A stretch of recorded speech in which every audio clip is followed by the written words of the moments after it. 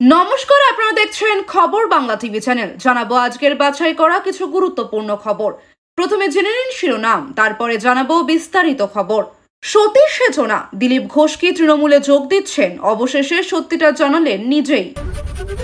মুর্শিদাবাদ সফরে মুখ্যমন্ত্রী মমতা, আসছেন 700 কোটি টাকার উপহারের ডালি নিয়ে। দিলীপের আচরণে বেজায় ক্ষুব্ধ আরএসএস, বৈঠকে নেওয়া হলো চরম সিদ্ধান্ত। চোখ টানছে দীঘার জগন্নাথ মন্দির, মানতে পারছে না ওড়িশা সরকার, তদন্তের নির্দেশ। দেশে জঙ্গি ঠকিয়ে যুদ্ধের নাটক করছে বিজেপি সরকারকে আক্রমণ তৃণমূল সাংসদের। সবার আগে সারাদিনের শীর্ষে থাকা নির্ভরযোগ্য খবর পেতে এখনই ভিডিওটিতে একটি লাইক করে চ্যানেলটি সাবস্ক্রাইব করে দিন। নমস্কার, এতক্ষণ দেখছিলেন সংবাদ শিরোনাম, এবার শুরু হলো বিস্তারিত খবর। সতী সেজনা, দিলীপ ঘোষ কি তৃণমূলে যোগ দিচ্ছেন? অবশেষে সত্যিটা জানালেন নিজেই। দিলীপ ঘোষ গিয়েছিলেন জগন্নাথ মন্দিরে, এখানেই শেষ নয়, তিনি একেবারে সেখানে গিয়ে মমতা বন্দ্যোপাধ্যায়ের পাশে বসে হেসে হেসে গল্পও করেন। এরপরই চটে লাল বিজেপির অনেকেই। ইতিমধ্যে অনেকে বলতে শুরু করেছেন তার সঙ্গে নাকি আগে থেকেই তৃণমূলের ঘনিষ্ঠতা রয়েছে। তবে দিলীপ ঘোষও এ নিয়ে ছাড়ার মানুষ নন, প্রায় প্রতিটি আক্রমণের জবাব দিচ্ছেন তিনি। এবার সোশ্যাল মিডিয়ায় তিনি তার বক্তব্য জানিয়েছেন, একেবারে খোলাখুলি নিজের অবস্থান স্পষ্ট করেছেন। সেই সঙ্গেই এই যে বিভিন্ন মহল থেকে সন্দেহ প্রকাশ করা হচ্ছে এই হয়তো দিলীপ ঘোষ তৃণমূলে চলে গেলেন, সেই বিষয়টিও খোলসা করে দিয়েছেন দিলীপ। দিলীপ বলেন, আমাকে নিয়ে বিতর্ক হয়, আর অনেকেই আমাকে নিয়ে বিতর্ক করে টিএমসি হওয়ার চেষ্টা করেন, সিপিএম হওয়ার চেষ্টা করেন। যাদের কোনোদিন ছবি দেখা যায় না তাদের দেখা যায়। আমি দেখা করেছি, রাজ্য সরকারের মুখ্য সচিব আমায় আমন্ত্রণ করেছিলেন, আমি সপরিবারে গিয়েছি। তারপর মমতা ব্যানার্জি আমায় ডেকে পাঠিয়েছিলেন গেস্ট হাউসে, আমি সৌজন্য রক্ষা করতে গিয়েছি, আমি সপরিবারে গিয়েছি, কথা বলেছি, মিষ্টি খেয়ে চলে এসেছি। আর অনেকের পেট ব্যথা হচ্ছে। কাদের পেট ব্যথা হচ্ছে? যারা মমতা ব্যানার্জির কোলে খেলাধুলা করে বড় হয়েছেন, আঁচলের তলায় বসেছেন, তার হাতে দুধ খেয়ে বড় হয়েছেন, তার পার্টি যেখানে কয়লা গরু বালি থেকে টাকা নেয় সেখানে থেকে ভাগ নিয়েছেন। শেষ দিন পর্যন্ত তার সঙ্গে থেকে দেখলেন সুবিধা হচ্ছে না, চলে এলেন। বেশিরভাগই হঠাৎ বিজেপি, 21-এর বিজেপি। এখন একটা ছাপ দেওয়ার চেষ্টা হচ্ছে দিলীপ ঘোষ টিএমসিতে যাবে। মমতা ব্যানার্জিও জানেন দিলীপ ঘোষ টিএমসিতে যাবেন না, যারা বলছেন তারাও জানেন দিলীপ ঘোষ টিএমসিতে যাবেন না। অর্জুন সিং ফিরে গিয়ে আবার চলে এসেছে। এক রাত কাটায় টিএমসির বাড়িতে, এক রাত কাটায় বিজেপির বাড়িতে। তারা দিলীপ ঘোষের ক্যারেক্টার সার্টিফিকেট দিচ্ছেন। আমার সময় যতজন বিধায়ক ছিলেন জিজ্ঞাসা করুন তো, দিলীপ ঘোষ একবার না একবার কথা বলেছেন, কোন পার্টি জানতাম না। অর্জুন সিং এর সঙ্গেও কথা হয়েছে, কিন্তু ক্যামেরা দেখলে পালিয়ে যেত। দিলীপ ঘোষের সঙ্গে ছবি দেখলে ওর চাকরি চলে যাবে। সতী সেজনা, ওখানে গিয়েছি, ঠিক করেছি। যারা টিএমসিতে থাকার সময় আমাকে কালো পতাকা দেখাতো তারা কতদিন বিজেপিতে সেটাও ঠিক নেই। একটা অভিযান চালানো হচ্ছে, যারা আমার বিরুদ্ধে থেকে কিছু করতে পারেনি তারা আমার পার্টিতে এসে আমার বিরুদ্ধে কি করবে, বলেন দিলীপ ঘোষ। মুর্শিদাবাদ সফরে মুখ্যমন্ত্রী মমতা, আসছেন 700 কোটি টাকার উপহারের ডালি নিয়ে। প্রায় 700 কোটি টাকারও বেশি উন্নয়নমূলক কাজের উপহারের ডালি নিয়ে মুর্শিদাবাদ জেলা সফরে আসছেন মুখ্যমন্ত্রী মমতা ব্যানার্জি। জেলা প্রশাসন সূত্রে জানা গিয়েছে, আগামী 6 তারিখ মুর্শিদাবাদ জেলা সফরে এসে মুখ্যমন্ত্রী মমতা ব্যানার্জি প্রায় 474 কোটি টাকা ব্যয়ে বিভিন্ন প্রকল্পের উদ্বোধন করবেন। এর পাশাপাশি প্রায় 229 কোটি টাকা ব্যয়ে আরও প্রায় 74টি প্রকল্পের শিলান্যাস করবেন। মুর্শিদাবাদ জেলায় বিভিন্ন প্রকল্পের উদ্বোধন এবং শিলান্যাসের অনুমোদন চেয়ে ইতিমধ্যে বিস্তারিত তালিকা মুখ্যমন্ত্রীর দপ্তরে জেলা প্রশাসনের তরফ থেকে পাঠিয়ে দেওয়া হয়েছে। জেলা প্রশাসন সূত্রে জানা গিয়েছে, আগামী 5ই মে রাতে ট্রেনে করে এসে বহরমপুরে পৌঁছবেন মুখ্যমন্ত্রী মমতা ব্যানার্জি। সেদিন বহরমপুর সার্কিট হাউসে রাত্রিবাস করে পরের দিন সকালে সড়ক পথে পৌঁছে যাবেন শামশেরগঞ্জ ব্লকের ধুলিয়ান পুরসভা এলাকার কয়েকটি ওয়ার্ডে এবং গ্রামে। সেখানে সাম্প্রতিক ঘটনায় ক্ষতিগ্রস্ত পরিবার এবং দোকানদারদের সঙ্গে কথা বলে তাদের হাতে সরকারি ক্ষতিপূরণ তুলে দেওয়ার কথা রয়েছে মুখ্যমন্ত্রীর। শামশেরগঞ্জের কর্মসূচি শেষে মুখ্যমন্ত্রী সড়ক পথে যাবেন সুতির ছাপকাঠি ময়দানে। সেখান থেকে প্রায় 703 কোটি টাকা ব্যয়ে তিনি মুর্শিদাবাদ জেলার জন্য একাধিক প্রকল্পের উদ্বোধন এবং শিলান্যাস করবেন। জেলা প্রশাসনের এক আধিকারিক জানিয়েছেন, মুখ্যমন্ত্রী মুর্শিদাবাদ সফরের দিন সুতির ছাপকাঠি ময়দানে প্রশাসনিক জনসভা থেকে 474 কোটি টাকা ব্যয়ে 93টি প্রকল্পের উদ্বোধন করবেন।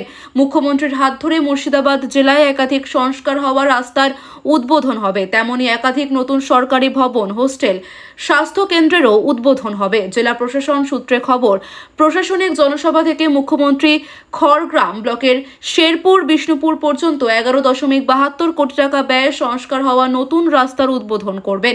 11.23 কোটি টাকা ব্যয়ে সংস্কার ও চওড়া হওয়া কুলি মোড়গ্রাম নতুন রাস্তার উদ্বোধন করবেন তিনি। এছাড়াও শামশেরগঞ্জ ব্লক এবং ধুলিয়ান পুরসভার কয়েকটি ওয়ার্ডে গঙ্গা নদীর তীরবর্তী এলাকায় রাস্তা নির্মাণ, সংস্কার, নদী পার বাধাই এবং ভাঙন প্রতিরোধের কাজের উদ্বোধন করবেন মুখ্যমন্ত্রী।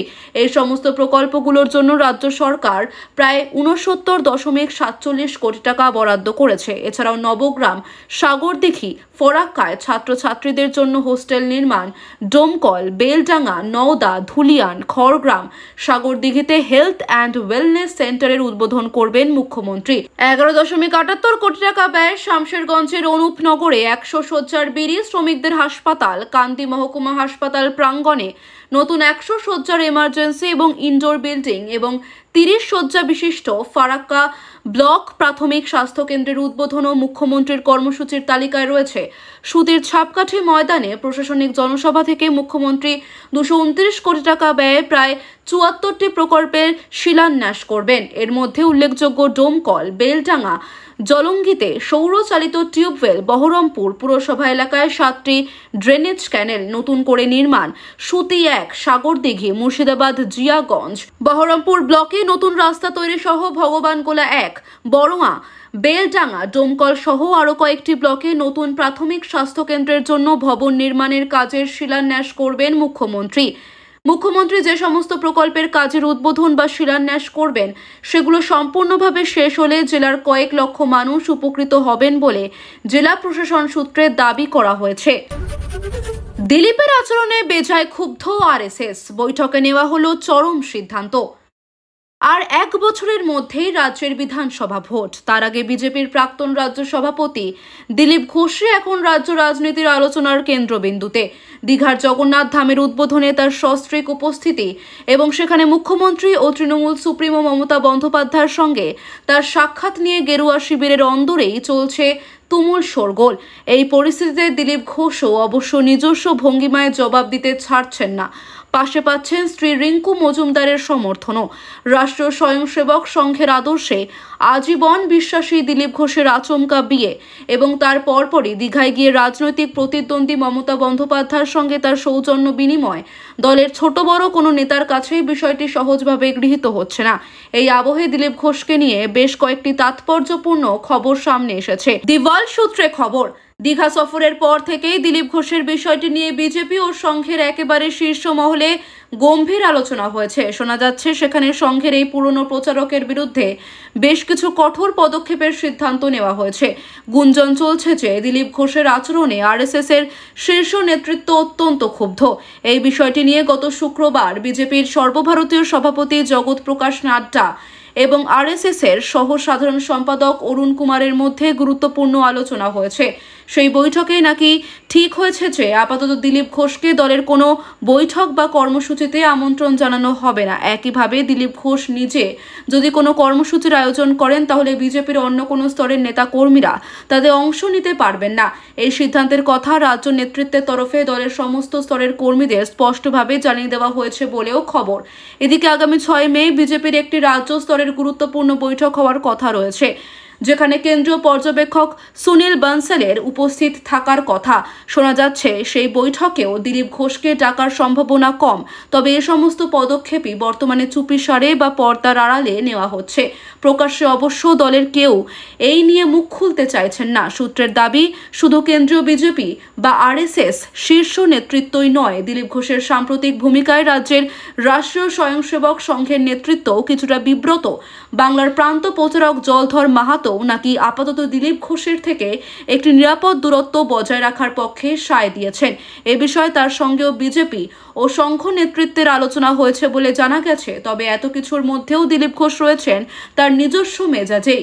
যারা তাকে আক্রমণ করছেন তাদের প্রতি ছুড়ে দিচ্ছেন চাচা ছোলা জবাব। বারবার মনে করিয়ে দিচ্ছেন তিনি রাজ্য সভাপতি থাকাকালীন বিজেপি লোকসভা ভোটে সর্বাধিক 18টি আসন এবং বিধানসভা ভোটে সর্বোচ্চ 77টি আসন জিতেছিল বাংলায়, যা দলের সর্বকালের সেরা ফল। যদিও এই তথ্য ঐতিহাসিকভাবে সঠিক, তবু বিজেপি নেতৃত্ব দিলীপ ঘোষের এই কৃতিত্বের দাবিকে ভালোভাবে নিচ্ছে না বলেই শোনা যাচ্ছে। ফলস্বরূপ মনে করা হচ্ছে অদূর ভবিষ্যতে গেরুয়া শিবিরের অন্দরে দিলীপ ঘোষকে এক প্রকার অঘোষিত বয়কটের মুখে পড়তে হবে বা তাকে একঘরে করে রাখা হতে পারে। রাজনৈতিক পর্যবেক্ষকদের মতে এর ফলে আগামী বিধানসভা ভোটের আগে বাংলার রাজনীতিতে কাদা ছোড়াছুড়ি এবং অভ্যন্তরীণ সংঘাত আরও বাড়তে পারে। চোখ টানছে দীঘার জগন্নাথ মন্দির, মানতে পারছে না ওড়িশা সরকার, তদন্তের নির্দেশ। দীঘা বনাম পুরী ধাম নাকি মন্দির? জগন্নাথের মূর্তি তৈরির কাঠি বা কোথা থেকে এসেছে? অক্ষয় তৃতীয়ায় মুখ্যমন্ত্রী মমতা বন্দ্যোপাধ্যায়ের দীঘার জগন্নাথ মন্দির উদ্বোধনের পরই এসব বিতর্ক দানা বাঁধতে শুরু করেছে। পশ্চিমবঙ্গ সরকার দীঘার জগন্নাথ মন্দিরকে জগন্নাথ ধাম হিসাবে উল্লেখ করার পরেই বাংলা বনাম ওড়িশার মহাসংগ্রাম শুরু হয়েছে। এমনকি ওড়িশা সরকার তদন্তের নির্দেশও দিয়েছে। কি নিয়ে এত বিতর্ক? সারা দেশে 4টি ধাম ধর্মীয় এবং ঐতিহাসিকভাবে স্বীকৃত, কেন দীঘার মন্দিরকে ধাম বলা হচ্ছে তা নিয়ে প্রশ্ন তুলে ওড়িশার মুখ্যমন্ত্রীকে চিঠি দিয়েছেন সেখানকার বিশিষ্ট জনেদের একাংশ। দীঘার মন্দিরের প্রতিমা নির্মাণে পুরীর নবকলেবরের অতিরিক্ত কাঠ ব্যবহারের অভিযোগ উঠেছে 2015 সালের নবকলেবরের থেকে অবশিষ্ট নিম কাঠও ব্যবহার করেছিলেন। তারপরেই এই বিষয়ে হস্তক্ষেপ করলেন ওড়িশার আইনমন্ত্রী পৃথ্বীরাজ হরিচন্দন। নির্দেশে বলা হয়েছে, যদি এই ঘটনায় কেউ দোষী প্রমাণিত হন বা জেনে শুনে এমন কাজ করে থাকেন তবে রাজ্য সরকারের অনুমতি নিয়ে শাস্তির বিধান দেওয়া যেতে পারে।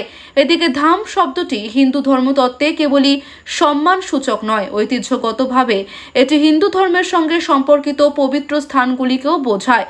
8ম শতকের দার্শনিক এবং ধর্মতত্ত্ববিদ আদি শঙ্করাচার্য পুরীকে ভারতের 4 ধামের একটি, বাকিগুলি বদ্রীনাথ, দ্বারকা এবং রামেশ্বরম। এই ধাম তকমা বিনিময় করা যায় না। চিঠিতে কি লেখা? শ্রী জগন্নাথ মন্দির প্রশাসনের প্রধান প্রশাসক অরবিন্দ কুমার পাঁধিকে লেখা এক চিঠিতে ওড়িশার আইনমন্ত্রী পৃথ্বীরাজ হরিচন্দন নবনির্মিত দীঘা মন্দিরের নাম জগন্নাথ ধাম রাখা, নতুন মন্দিরের অভিষেক অনুষ্ঠানে পুরীর সেবাকারীদের অংশগ্রহণ এবং নবকলেবর রীতিনীতির উদ্ধৃত পবিত্র নিম কাঠ ব্যবহার করে নতুন মন্দিরের জন্য প্রতিমা তৈরির বিষয়ে অভ্যন্তরীণ তদন্ত করার আহ্বান জানিয়েছেন।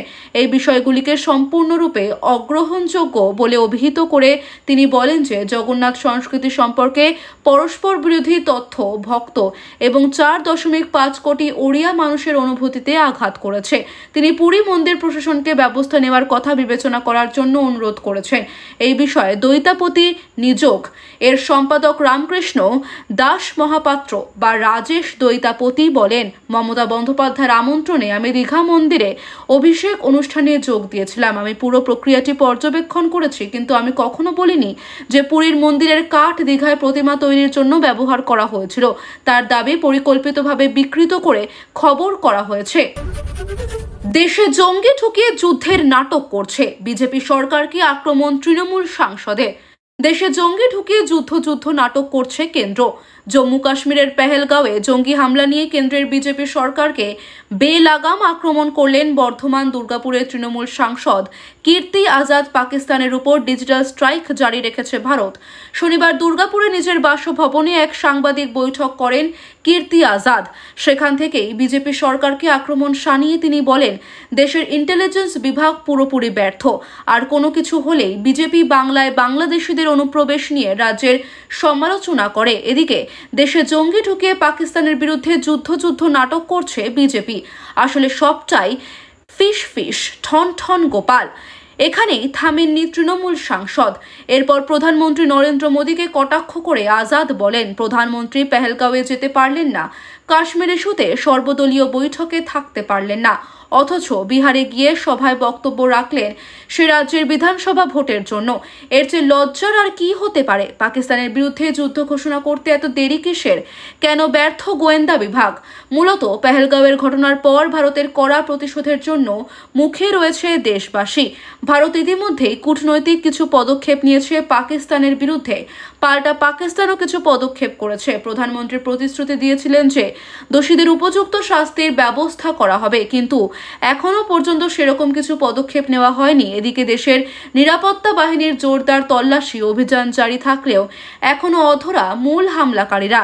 এই পরিস্থিতিতেই এবার একাধিক প্রশ্ন তুলে কেন্দ্রীয় সরকারকে নিশানা করলেন তৃণমূল সাংসদ। এদিনের সাংবাদিক বৈঠকে নিজের 1 বছরের কাজের খতিয়ানও তুলে ধরেন কীর্তি আজাদ। কেন্দ্রীয় সরকারের বিরুদ্ধে বঞ্চনার অভিযোগ তুলে তিনি বলেন, 2021 সালের বিধানসভা নির্বাচনে বাংলায় হেরে যাওয়ার পর থেকে বিজেপি বাংলার সমস্ত উন্নয়নমূলক কাজে অন্তরায় তৈরি করছে। ন্যায্য প্রাপ্য থেকে বাংলাকে বঞ্চিত করছে কেন্দ্রের বিজেপি সরকার। সেজন্য বন্ধ রাষ্ট্রায়ত্ত সংস্থাগুলি খোলার ব্যাপারে লোকসভায় প্রশ্ন করার পরেও কোনো সদুত্তর মেলে না। রাজ্যের পঞ্চায়েত সমবায় মন্ত্রী প্রদীপ মজুমদারও এদিনের সাংবাদিক সম্মেলনে উপস্থিত ছিলেন।